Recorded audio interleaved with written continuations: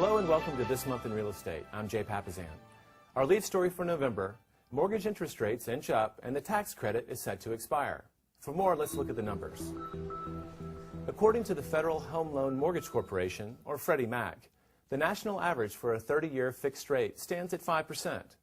Now that's fractionally higher than the low of 4.9% on October 22nd, but a full percentage point lower than the same time last year when rates averaged 6%. Along with the $8,000 first-time homebuyer tax credit, these historically low mortgage interest rates continue to drive homebuyer interest.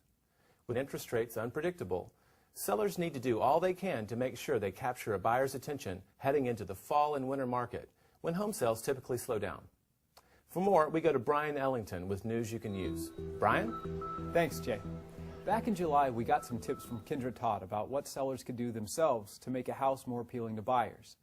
This time, we invited staging author and expert Christine Ray to talk about the benefits of hiring a professional stager, the next step a serious seller can take to attract buyers. So why is staging so important?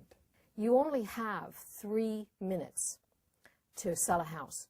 First of all, a house has to sell on the internet first, so the pictures have to look great and have to appeal. And 91% of people are looking on the internet first. When they get to the house, that first impression, the minute they step through the property, is optimal. You have to optimize that part. You have about 3 minutes on average for someone to tour your property. And so everywhere the eye looks, the sale begins. And you have to create that feeling. It's a feeling that creates the buy. So let's start with some specifics then. What's the best color to attract buyers, or is there even one color? A lot of people think white is a universal color, but of course it can look very harsh and it could look dull.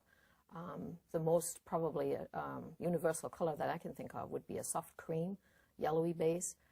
That way all colors go well with it. But you really should stay away from, say, beige, because there are so many undertones of beige.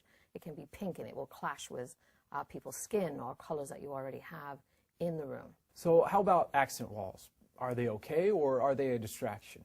When you're selling property that is occupied, they really become a distraction. It's like we don't want them to notice the wall. We want them to notice the space and how they're going to live in that space.